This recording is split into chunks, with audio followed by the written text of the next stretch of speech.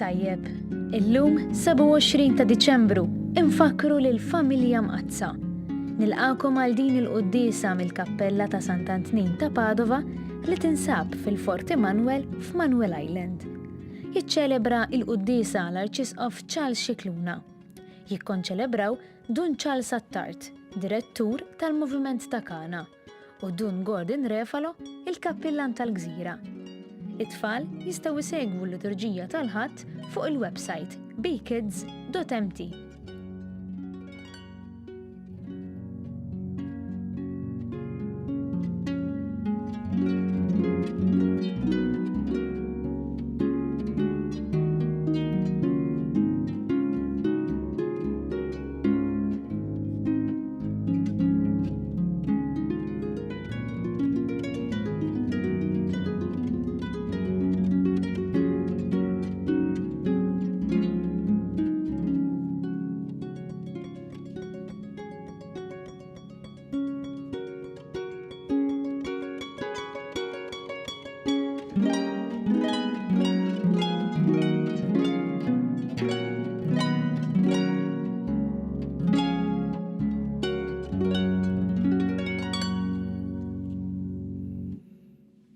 Fl-isem tal-Missier u tal-Iben u tal-Ispirtu Santu.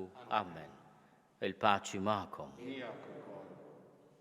F'dan il-ħadd bejn il-miliet u l-ewwel tas-sena niċċelebraw il-familja mqazza fuq l-artar fil-fatt għandna statwetti ħelwin tal-Madonna ta' San Giuseppe u f'nofshom hemm Ġesu bambin li ġabruh nara. Għandi l-pjaċir nilqa' anke fostna b'rappreżentanza ta' kategorija ħafna kbira, grazzja t'Alla, il-President tal-Moviment Kana u l-Sinjura tiegħu, il-President ta' koppja tal-Grufan li huwa Gruppi Familja Nsara, koppja ta' miż-żewġin friski li żżewġu f'Ottubru ta' din is-sena u koppja żgħażagħ li se jiżżewġu s-sena li għaddiet. Nixtieq is-sena li ġejja. Din s-sena dal-waqt tgħaddi ma għadha m'għaddiex, imma nawguralhom ħafna għas-sena d-dieħla u koppji oħra li forsi jixtaqu jiżżewġu din is-sena u ma setgħux minħabba ċ-ċirkustanzi li sibna ruħna fihom. U nsellem il-dawn il-kategoriji ta' familji nsara li qed jgħixu di l-avventura li jkunu familji fl-għoża u fil-preżenza ta' Ġesu u familji ġodda dawk li żewġu dawk li se jiżżewġu u qed jippreparaw biex jilqgħu id-don tas-sagrament taż-żwieġ. Nixtieq nirringrazzja lill kappillan tal-Gżira li laqana fil-parroċċja tiegħu lil Midi li mhux biss irrestawraw din il-Knisja, kappella ta' Sant Antnin ta' Padova fuq Forti Manuel, fuq Manuel Island, imma wkoll laqawna u tawna il-permess li niċċelebraw l-Ewkaristija f'dan it-tempju għażiż. Ma nistgħux ma niftakrux li llum fl-Ewropa hija V-Day, Vaccination Day. U allura anke f'din il-Quddiesa mhux biss niftakru fil-familji tagħna ma niftakru fil-familja kbira tal-umanità. U jiena l-appell tiegħi fil-bidu ta' din il-Quddiesa llum hija li aħna li qed nibdew nibbenefikaw minn dan il-vaċċin li jagħtina immunità kontra dan il-virus erriedi, ma ninsewx lill-oħrajn li se jkun diffiċli għalihom jirċievu l-vaċċin. Smajt kumment illum laqatni li fil-pajjiżi tat-tielet dinja kif insejħulhom persuna minn 10 jekk jirnexxielna se jkollha l-vaċċin. Jiġifieri l-appell tiegħi huwa dak li qed jgħid anke l-Papa Franġisku, aħna grazzja Alla se jkollna vaċċini għal kull min irid għax mhux obbligatorju, imma tajjeb li wieħed jieħdu l-vaċċin biex jiddefendi lilu nnifsu lil ħaddieħor, ma niftakru wkoll fil-pajjiżi fqar. Aħna pajjiż żgħir niftakru anke f'pajjiżi oħrajn biex din il-familja li għad-dinja virus jaqadna fil-hemm, ma hemmx distinzjoni. Jgħaddi minn pajjiż għal ieħor mingħajr ma nifhmu, mingħajr ma nafu kif, imma importanti ħafna li aħna nkunu wkoll dawk li ninsistu fuq is-solidarjetà ta' vera.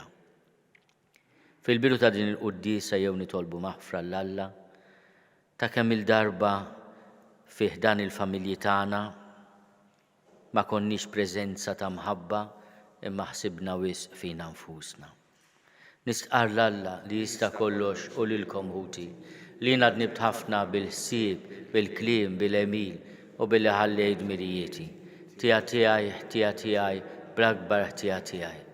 Għalhekk nitlob lill-Imqazza Marija dejjem Verġni, lill-Anġlu l-Qaddissin kollha u lilkom ħuti biex titolbu għalija lil Mulej Alla tagħna. Jeħenna lina Alla li jista' kollox jaħfrinna dnubitna u jwassalna l-ħajja ta' dejjem. Mulej ħnina. Kristu ħnina. Mulej ħnina.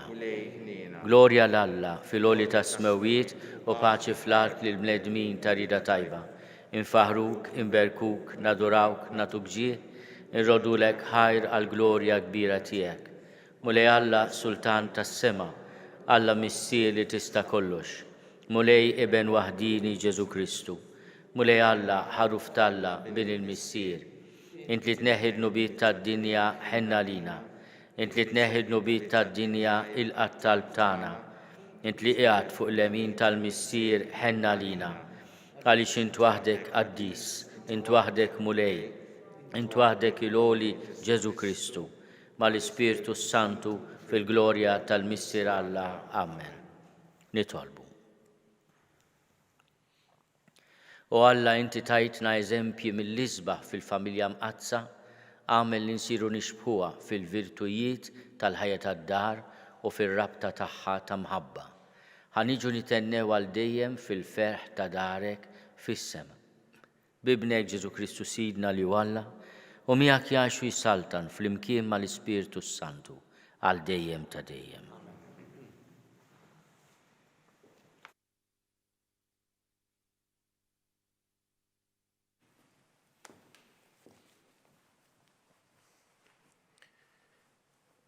L-ewwel qari mill-ktieb ta' Ġenesi.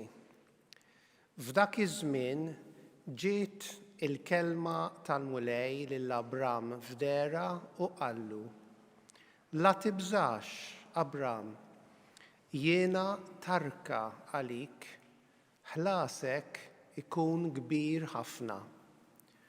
U Abram qallu, Sidi mulej, x'se tagħtini għax se nibqa' bla tfal u l-werriet ta' dari se jkun Eliezer ta' Damasku. U Abram żied jgħid, Ara, inti lili ma tajtnix nisel u għaddej dari se jritni. U Ara waslitlu il-kelma tal-mulej u qallu, ma jirtekx dan imma wieħed ħireġ mill-ġewwieni tiegħek u qatt jirtek. U ħarġu barra u qallu, ħares sewwa lejn is-smawiet u qott il-kwiekeb jekk għandek ħila tgħoddhom. U żied jgħidlu, hekk għad ikun nislek. U hu emmen fil-mulej u dan għaddulu b'ġustizzja. U l-mulej żar lil Sara bħalma kien għalilha u għamel magħha dak li kien weda. U Sara tqalet u wildet iben lil Abram fi xjuħitu fi żmien li kien qallu Alla. U Abram semma lill-ibnu li twelidlu li kienet wilditlu Sara Iżak. Il-kelma tal-mulej.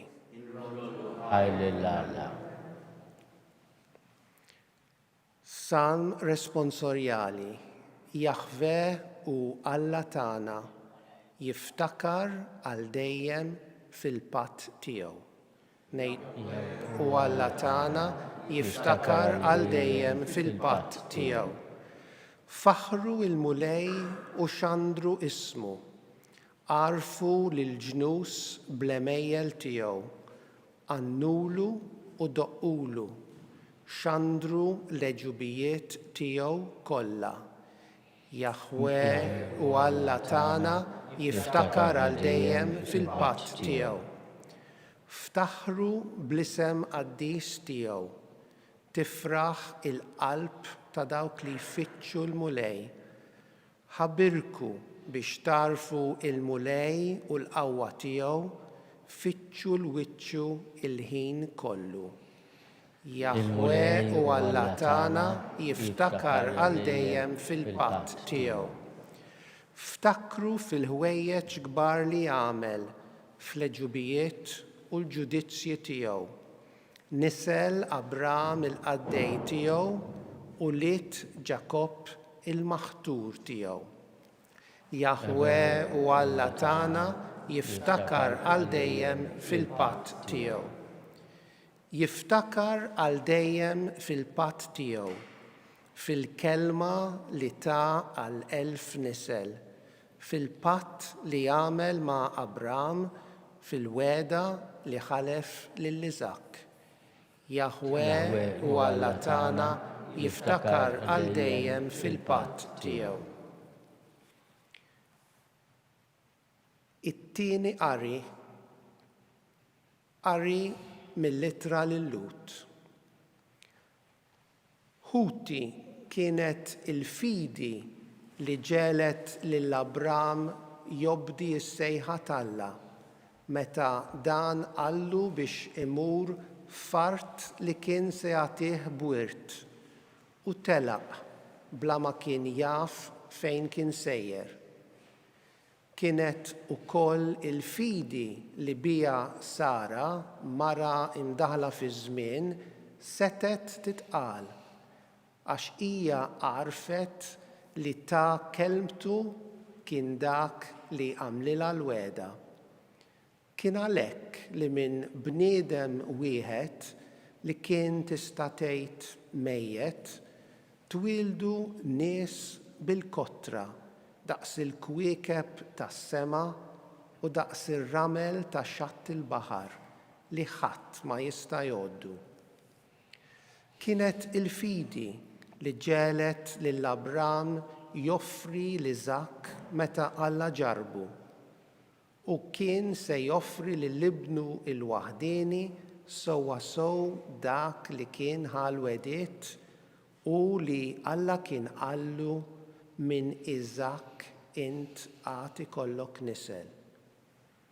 Huwa fehem li Alla kellu s-seta saħansitra li qajjem mill-mewt u fis-sens ta' tixbija ħadu ta' bilħaq lura mill-mewt. Il-kelma tal-mulej. Irroddu ħajr lill-Alla.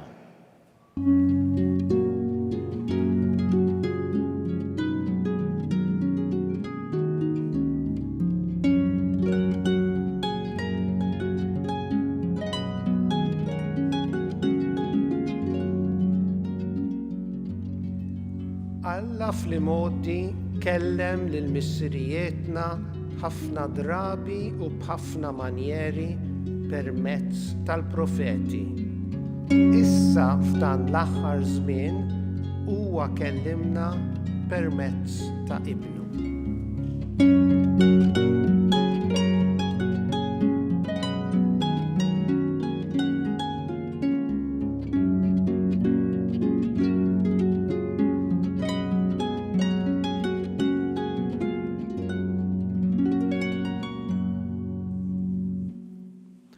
Il-mulej ma'kom. Qari mill-Evanġelju skont Luqa.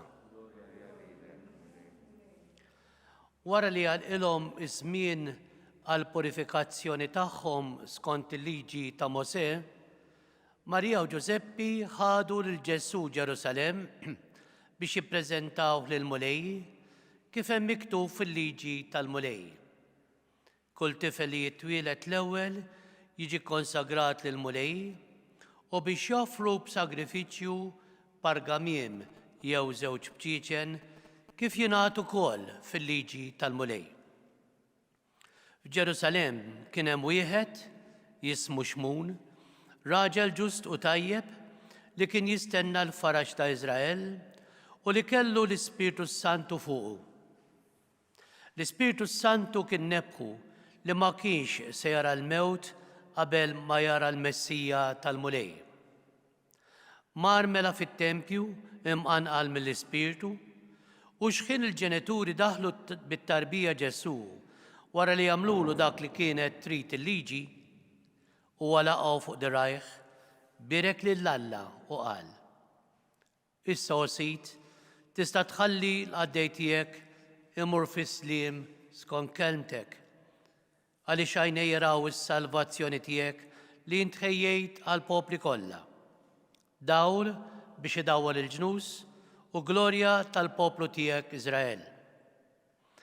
Missieru ommu baqgħu mistaġba b'dak li kien qiegħed jingħad fuqu.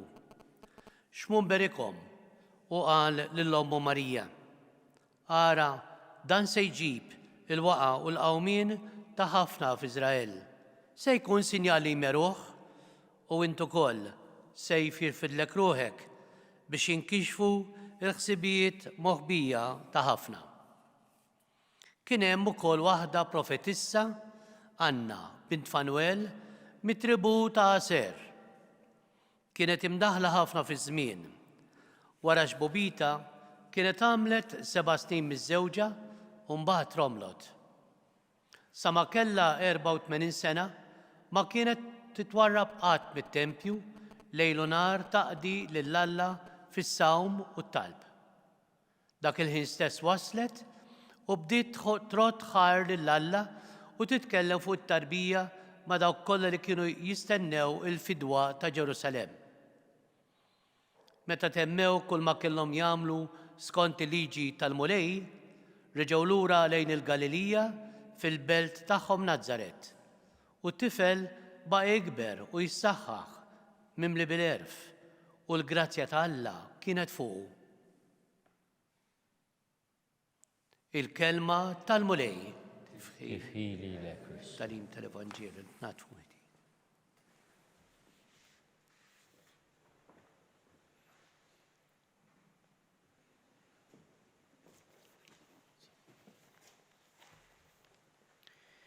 Il-Vanġelu li il-Knisja tażel f'din is-sena għal-festa tal-familja mqazza huwa Vanġelu li joffri għalmenu żewġ riflessjonijiet importanti li xtaqt naqsam magħkom. L-ewwel nett huwa l-mument meta fl-40 jum mit-twelid ta' Ġesu huwa il-Vanġelu li aħna se nerġgħu nisemgħu fit-2 ta' frar fil-Gandlura 40 jum wara il-25 ta' Diċembru.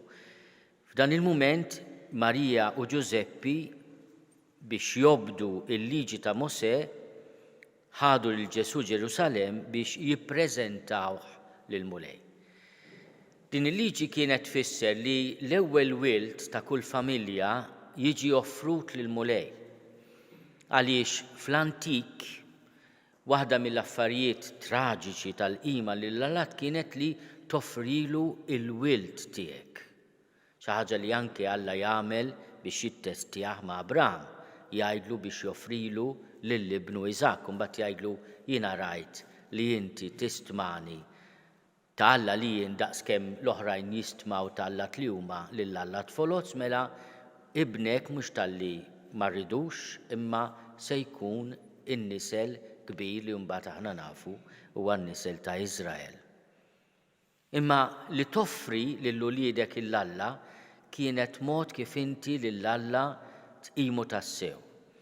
Din l-offerta għal poplu ta' Iżrael ma kienx tfisser li toqtol lil-uliedek imma li tifdihom billi tagħti jew ħaruf jew jekk tkun fqir tagħti żewġ ħamimiet jew par b'ċiċen. Hekk għamel Ġuseppi fil-fatt fir-rakkont ma jissemmix il-ħaruf għal min seta' imma jissemmew propju l-offerta tal-fqar. Joffru b'sagrifiċċju par gamjem jew żewġ bċiċen. Wara kollox aħna huma kellhom il-ħaruf li kien Ġesu il-ħaruf ta' Alla u joffru lil Ġesu lill-mulej. Bħalma kienet tagħmel kull familja. L-ewwel ħsieb tiegħi hija din tal-offerta. Wara kull familja nisranija hemm l-offerta tagħna nfusna. Hawnhekk rappreżentati llum permezz ta' żewġ koppji, il-koppji żgħażagħ miż-żewġa li żżewġu din is-sena u koppja żagħżugħa li se tiżżewweġ is-sena d-dieħla. Huma mistiedna li jgħixu l-offerta tagħhom infushom. Fitra sabiħa lil Papa tagħna propju fil-festa tal-Kunċizzjoni dwar San Giusepp jgħid li anke Ġuseppi jidħol fil-loġika tas-sagrifiċċju tiegħu mhuwiex is-sagrifiċċju tiegħu innifsu, imma jgħid il-Papa lotja tiegħu innifsu. Ħafna drabi aħna anke meta nitkellmu fuq il-ħajja tal-familja ngħid kemm trid sagrifiċċju ngħidu. Il-Papa qed jgħid stop. Qabel titkellem fuq is-sagrifiċċju, tkellem fuq lotja tiegħek innifsek, għax jekk tieqaf fuq is-sagrifiċċju mhux biss taqta' qalbek, aqqas biss taħsibha. Jien kultant niltaqa' ma' koppji żgħażagħ li mhux beħsiebhom jiżżewġu donnu l-idea li qed nippreżentaw mhux qed jattirhom. Forsi għaliex nenfasizzaw wisq propju is-sagrifiċċju ma mhux lotja tiegħek innifsek. Dan il-bniedem meta ħares lejn San Giuseppe il-Papa qatt ma nħossu li hemm frustrazzjoni imma biss fiduċja. Is-skiet persistenti tiegħu ma jikkontemplax dgergir imma dejjem ġesti konkreti ta' fiduċja. Issa nimmaġina li hemm xi koppji miż-żewġin li lhom ħafna miż-żewġin u meta ngħid ma kienx hemm frustrazzjoni ma kienx dgergir jgħidilha ideali għax fil-familja frustrazzjoni waħda tnejn kuljum jekk mhux iżjed. Dgergir ma jonqos kważi f'ċertu età jsir il-lingwaġġ tal-imħabba li wieħed ikollu xi dgergira kemm domt ma qomt, kemm qomt kmieni, dak li jkun ma jirbaħ ħadd. Imma dak li qed jgħidilna l-Papa hija li dawn il-momenti ta' umanità, anke ta' fraġilità, ta' simpatija wkoll ma jistgħux ineħħu minna il-fiduċja f'xulxin. jew inkella il-fatt li aħna qed nagħtu ħajjitna lil xulxin għax dan huwa il-misteru sabiħ ta' żwieġ nisrani, ta' żwieġ kif jixtiequ Alla, kif spjegawlna Ġesu. U l-Papa jgħid id-dinja għandha bżonn ta' missirijiet, u mhux sidien. Jiġifieri ma tridx li min irid juża l-possess tiegħu fuq ieħor biex jimla l-vojt tiegħu innifsu. Ma tridx li dawk li ifixklu l-awtorità ma' awtoritarizmu kif ngħid jien biss, kultant naqgħu din it-tentazzjoni, qui komando io, hawnhekk kif ngħid jien. Min jaf kemm żgħażagħ semgħuha din il-kelma, ħalli mbagħad ma jkunx veru. Is-servizz ma' serviliżmu, il-konfront mal-oppressjoni, il-karità mal-assistenzjaliżmu, il-qawwa mal-qerda, kull vokazzjoni vera jgħid il-Papa titwilet mill-lotja tagħna nfusna li hi maturazzjoni ta' sempliċi sagrifiċċju.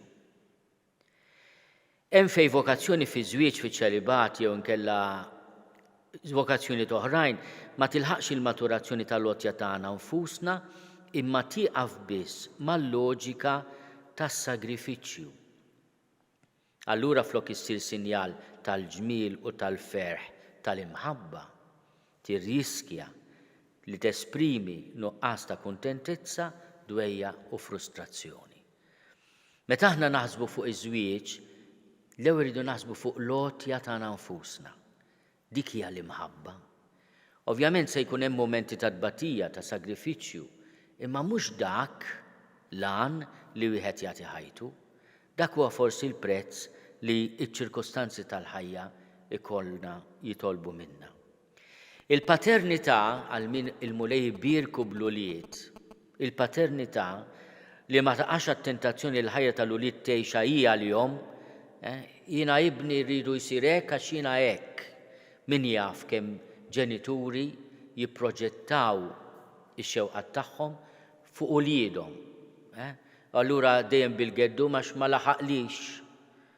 Inti importanti li l-uliedek tgħinhom jiżviluppaw il-ġenju li poġġa Alla fil-qalb tagħhom, li tarhom kuntenti, li tarhom jifjorixxu, mhux li inti tgħix ħajtek fihom diġà tajthom ħafna, ikkooperajt ma' Alla fil-ħolqien tagħhom. Issa ma tistax tabbandunhom. Trid tgħinhom jikbru fil-potenzjal kollu tagħhom. Nissuġġerilkom li taqraw din littra sabiħa qasira, għal grazzja tal-Alla mhux twila ħafna, li kiteb il-Papa Franġisku dwar San Giuseppe. Fiha ħafna xtomod u tirrifletti. It-tieni u l-aħħar ħsieb huwa il-Vanġelu tal-lum laqqana ma' diversi anzjani. Ovvjament wara il-mama ta' Ġesu hemm żewġ personaġġi li aħna nqimuhom, San Ġwakkin u Sant Anna. Daw kienu n-nanniet ta' Ġesu. Imma 40 jum wara twelid tiegħu, il-ġenituri tiegħu, Marija u Giuseppi, joħduh fit-Tempju ta' Ġerusalemm u hemmhekk jiltaqgħu ma' raġel anzjan li qed jistenna qabel jgħidlu issa biżżejjed mulej. Fil-fatt jgħidlu hekk li jara l-Messija u anke mara anzjana, armla, Anna bint Fanuel. Hija ħaġa simpatika ħafna li din l-anzjana għandha l-istess isem tal-mama ta' Marija, tan-nanna ta' Ġesu, għalkemm mhix in-nanna ta' Ġesu. Dawn iż-żewġ anzjani fl-erf tagħhom, fl-għaġġ tagħhom għall-verità, fl-esperjenza tagħhom jarfu fit-tarbija Ġesu id-dawl li ġej fid-dinja, li ġie fid-dinja, il-glorja ta' Iżrael, jarfu wkoll imma li se jkollu jbati, se jkun ukoll sinjal li jmeruh. Kemm hi ħaġa sabiħa li aħna nisimgħu in-nanniet tagħna, kultant anke nisimgħu minnhom mhux nisimgħu lilhom biss. Il-kelma Maltija u Semitika tanti sabiħa mhux biss ismani imma isma' minni. Il-Papa jinsisti ħafna wkoll fuq dan id-dialogu bejn il-ġenerazzjonijiet. Iż-żgħażagħ għandhom bżonn jisimgħu lin-nanniet. Ħafna drabi aħna l-ġenituri tagħna nisemgħuhom inqas milli nisemgħu in-nanniet. U n-nanniet għandhom dan ir-rwol ħelu fil-familja. Nixtieq insellmilhom u nirringrazzjahom tax-xhieda tagħhom. Aħna lkoll għandna l-esperjenza meta n-nanna tgħidlek kelma tgħidilek bil-ħlewwa imma wara hemm esperjenza kbira. U jiena wkoll jekk hawn fostna n-nanniet insellmilhom u nirringrazzjahom. In-nanniet ukoll kultant ifisduna, noqogħdu attenti biex dak li jippruvaw jagħmlu l-ġenituri ma jinħaġġ fin-nofs ta' nar li t-tifel jew it-tifla imorru għand in-nanna. Imma dan id-dialogu bejn ġenerazzjoni importanti biex l-ewwel nett aħna nibqgħu nivvalorizzaw, napprezzaw l-eruq tagħna. In-nanniet huma dawk li jkollegawna mal-eruq tagħna. U allura illum fil-familja Mqazza nixtieq nitlob propju dawn iż-żewġ grazzi minn Alla. L-ewwel grazzja hija li kull min għandu id-don tal-imħabba miż-żewġa jaħseb flotja tiegħu innifsu. Il-mara li tagħti ħajjitha r-raġel, ir-raġel li jagħti ħajtu għall-mara bħalma jgħallem ukoll San Pawl. Imma is-sagrifiċċju mhux il-qofol, is-sagrifiċċju kultant huwa prezz li rridu nħallsu minħabba l-għotja. Il-Papa jgħidilna kunu pożittivi. Għatu lilkom infuskom bil-ferħ u hekk tkunu tistgħu tkunu iżjed imħejjija meta jiġi l-mument tas-sagrifiċċju tilqgħuh b'imħabba u mhux bi frustrazzjoni. U t-tieni grazzja hija li aħna napprezzaw in-nanniet tagħna, imbirkuhom, nieħdu ħsiebhom, mod speċjali f'dawn il-mumenti meta minħabba l-eżiġenzi tas-saħħa tagħhom u tagħna ma nistgħux inkunu qrib tagħhom kif nixtiequ. Kemm hija qiebsa għan-nanniet li ma jkunux jistgħu jaraw in-neputijiet tagħhom u hekk ukoll għan-neputijiet. Imma għall-grazzja t'Alla bil-mezzi ta' komunikazzjoni nistgħu almenu nisimgħu xulxin, forsi anke naraw il-xulxin.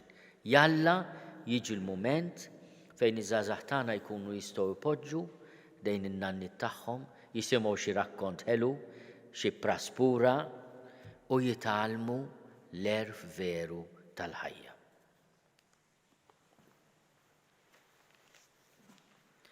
Jiena nemmen f'Alla wieħed il-Missier li jista' kollox, li ħalaq is-sema u l-art, dak kollu li jidher u dak li ma jidhirx. U f'Mulej wieħed Ġesu Kristu, iben waħdini ta' Alla, imnissel minn Missier qabel kull żmien. Alla minn Alla, dawl minn dawl, Alla veru minn Alla veru. Imnissel mhux magħmul, natura waħda mal-Missier u bih sar kollox. Niżel mis-smewwiet għalina l-bnedmin u għall-fidwa tagħna u ħal-ġisem bis-seta tal-Ispirtu Santu minn Marija Verġni u sar bniedem. Salbuh għalina bata taħt Ponzju Pilatu, miet u difnuh u fit-tielet jum qam bejn l-imwiet skont il-Kotba Mqazza. Kotela s-sema u jgħat fuq il-lemin tal-Missier u għandu jerġa' jiġi bil-glorja biex jagħmel ħaq mill-ħajjin u mill-mejtin. U s-salbna tiegħu ma jkollix tmiem. U fl-Ispirtu Santu mulej li jagħti l-ħajja li ġej mill-Missier u mill-Liben li hu meqjum u mweġġa flimkien mal-Missier u mal-Liben u li tkellem fom il-profeti. U fi Knisja waħda Quddiesa, Kattolika, Apostolika nistqar mudija waħda l-maħfra tad-nubiet u nistenna l-qawma mill-imwiet u l-ħajja ta' żmien li ġej. Amen. Ejjew nitolbu il-grazzja tal-erf li jiġi milli aħna nibqgħu f'kuntatt mal-eruq tagħna. Ejjew nitolbu għan-nanniet tagħna ħajjin u mejtin u nitolbu biex iż-żgħażagħ tagħna anke aħna nibqgħu napprezzaw l-erf ta' dawk li ġew qabilna. Nitolbu. Nitolbu għall-ġenituri kollha biex meta jħallsu lejluliet jiftakru fid-don kbir li rċivew fir-responsabbiltà u jitgħallmu minn Alla li jibgħat ix-xemx u x-xita fuq it-tajbin u fuq il-ħżiena għax ħafna drabi biex nisemgħu il-grazzi indumu xi ftit. Nitolbu. Nitolbu għal koppji li żżewġu din is-sena li jibdew il-familja tagħhom, il-ħajja tagħhom flimkien marbutin bi-żwieġ għax differenti li tgħix flimkien u tgħix flimkien miż-żewġin. Differenti. Biex il-grazzja tas-sagrament li rċivew li taw lil xulxin tqawwihom fl-imħabba lil xulxin fl-għotja tagħhom għal xulxin. Nitolbu. Nitolbu għaż-żgħażagħ li qed jippreparaw biex jiżżewġu fix-xhur li ġejjin. L-ewwel nett biex il-mulej jagħtihom kull għajnuna, ikunu jafu li għandhom is-sapport tagħna, it-talb tagħna u wkoll isibu fil-qraba tagħhom għajnuna imma fl-istess ħin rispett lejn il-libertà tagħhom. Nitolbu. Nitolbu għaż-żgħażagħ li qed jibżgħu jagħmlu l-pass li jiżżewġu biex ma jaqtgħux qalbhom. Nitolbu. Nitolbu għal min fi żwieġ kellu esperjenza qiebsa ta' separazzjoni, ta' divorzju, biex il-mulej ikun il-faraġġ u l-ħniena ta' kull wieħed u waħda minna. Nitolbu. Nitolbu biex dan il-vaċċin li issa wasal fostna u qed jibda jiġi amministrat fix-xhur li ġejjin, l-ewwel nett iqawwina kontra din il-marda, imma fl-istess ħin iġanna nifhmu kemm hija importanti x-xjenza u kemm hu importanti li aħna nikkooperaw mal-awtoritajiet tas-saħħa. Nitolbu. Nitolbu għal ħutna li mietu f'dawn l-aħħar sigħat u f'dawn l-aħħar ġranet ippermettuli insellem il-memorja ta' il-Prim Imħallef Emeritu J.J. Cremona li miet ta' 102 sena. Huwa bniedem straordinarju li ta' kontribut kbir lill-istorja kostituzzjonali ta' pajjiżna. Nitolbu għal-jom biex il-mulej jagħtihom il-mistrieħ ta' dejjem. Nitolbu. Nitolbu kmulej tilqa' talb tagħna. Inti taf kemm aħna dgħajfin imma taf ukoll kemm nixtiequk. Għatina l-faraġġ tal-preżenza tiegħek magħna bi Kristu Sidna.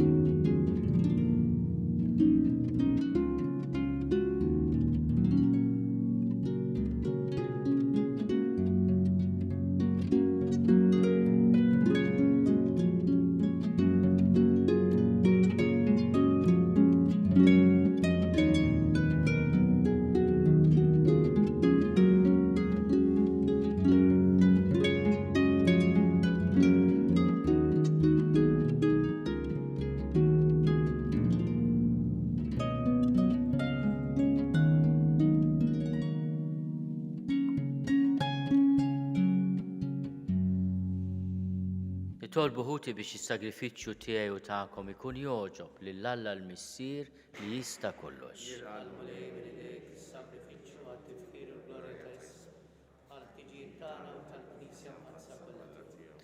Se nofrulek mulej is-sagrifiċċju tal-paċi tagħna miegħek. Fiċ-ċokon tagħna nitolbuk li għat-talb tal-Verġni Omm Alla u ta' San Giusepp twettaq il-familji tagħna fil-grazzja tiegħek u sliem bi Kristu Sidna. Il-mulej magħkom. Nerfgħu qlubna l fuq. Niżu ħajl il-mulej Alla tagħna. sewa u xiraq tas-sew mulej missier qaddis, Alla ta' dejjem li tista' kollox. Tajjeb u taġi tas-salvazzjoni tagħna li dejjem u kullimkien inrodulek ħajr. Għax bil-misteru tal-verb magħmul bniedem, rajna dawl ġdid mid-dija tiegħek. Hekk li hawn narfu lill-Alla f'sura li naraw, bih ninġibdu biex inħobbu dak li issa ma narawx. Għalhekk mal-anġli u mal-arkanġli, mat-troni u mad-dominazzjonijiet, maqtajja kollha tal-eżerċiti tas-sema, intennu l-innu tal-glorja tiegħek u ngħidu bla qiegħda. Qaddis, qaddis, qaddis. Mulej Alla tal-eżerċiti, ismewtu l-art mimlija bil-glorja tiegħek, Osanna fl-għoli tas-smowiet. Imbirek min ġej f'isem il-mulej, Osanna fl-għoli tas-smowiet. Qaddis tas-sewint mulej, inti lajn ta' kull Quddiesija. Qaddis għalik nitolbuk dawn l-offerti bil-barka tal-Ispirtu tiegħek biex isiru għalina il-ġisem u d-dem ta' Sidna Ġesu Kristu. Li meta kien se jingħata biex minn rajħi bati, ħal-ħobs, ratti l-ħajr, qassam, tal id-dixxipli tiegħu u qal, ħudu u kulu l-koll minn dan, għax dan huwa ġismi li jingħata għalikom.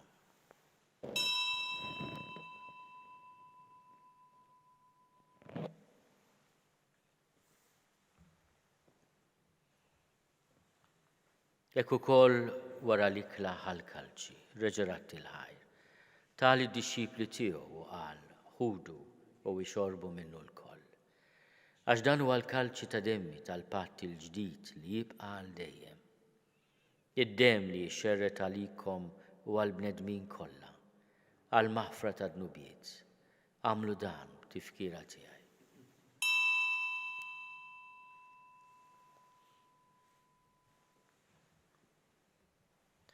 Dan hu l-misteru tal-fidi, inħabbru l-mewt tiegħek mulej, inxandru bil-ferħ il-qawmin tiegħek, nistennewk sa ma tiġi fil-glorja. Għalhekk aħna nagħmlu dan tifkira tal-mewt u l-qawmin ta' Sidna Ġesu Kristu.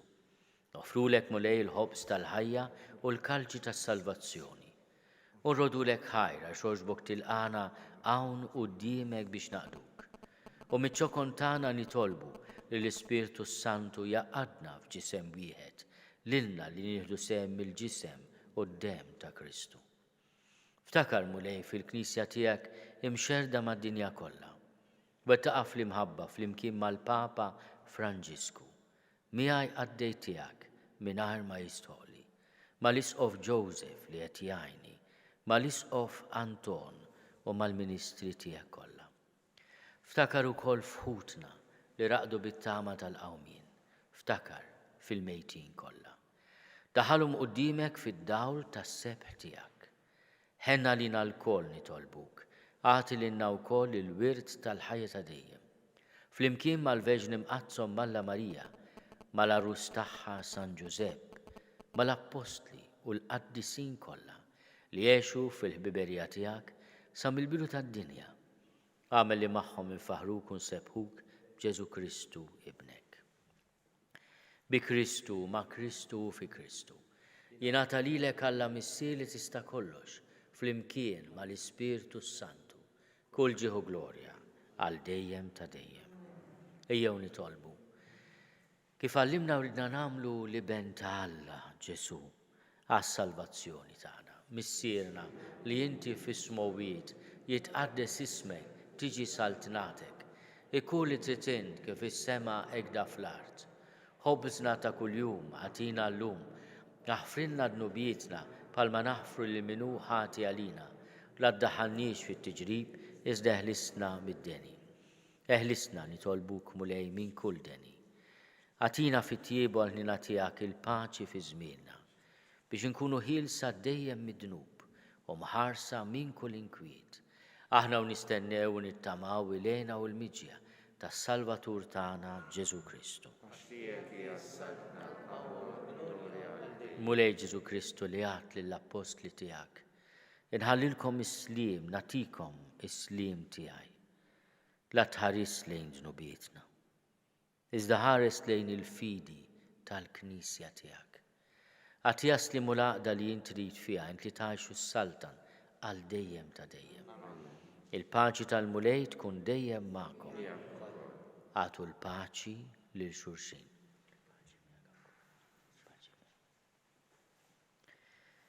Il-ġisem fl-imkien mad-dem ta' Sidna Ġesu Kristu jkunu jiswew lilna li se nitqarbnu bihom għal ħajja ta' dejjem. Ħaruf Talla li tneħħi nubiet tad-dinja ħenna lina. Ħaruf Talla li tneħħi nubiet tad-dinja ħenna lina. Ħaruf Talla li tneħħi nubiet tad-dinja għatina l-paċi. Mulej Ġesu Kristu bin Alla l-ħaj. Bil-mewt tiegħek kifrit minnek il-missieru bil-ħidma tal-Ispiritu Santu, int tajt il-ħajja lid-dinja. Dan il-ġisem u d-dem qaddis tiegħek eħlisni minn ħtieti kollha u minn kull ħażen. Żomni dejjem fidi lejn il-kmandamenti tiegħek u tħallini qatt ninfiret minnek. Mulej Ġesu Kristu nitolbok li int qarbina bil-ġisem u d-dem tiegħek ma tkunx il-kundanna tiegħi. Iżda ħlina tiegħek tkun għalija il-ħarsien u l-fejqan ta' ruħi u ġismi. Danu l-ħaruf Talla, danu li neħid nubiet tad-dinja, ħen dawk li huma mistiedna għall-ikla tal-ħaruf. Mulej ma jistoqlix li tidħol taħt is-saqaf tiegħi, iżda biss kelma waħda u ruħi tkun infejqa.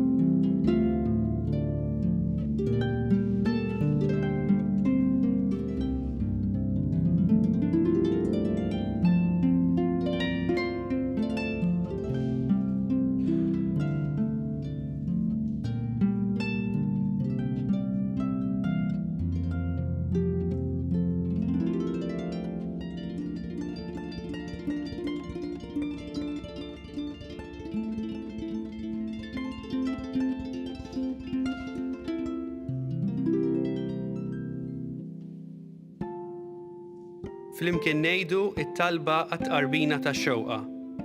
Ġesu, jiena nemmen li inti tinsab ta' bilħaq fis-sagrament tal-Ewkaristija. Irrid inħobbok fuq kollox u fuq kulħadd. Inti taf li nixtieq nirċevik ġewwa fija. Imma ġala darba bħalissa ma nistax nilqek ġewwa fija sagramentalment, nitolbok li tiġi fija spiritwalment. Ejja għandi, Ġesu tiegħi, biex jiena niġi għandek. Ħeġġiġni bl-imħabba għalik, biex f'ħajti u f'mawti jiena nemmen fik, nitma' fik, u nibqa' nħobbok għal dejjem.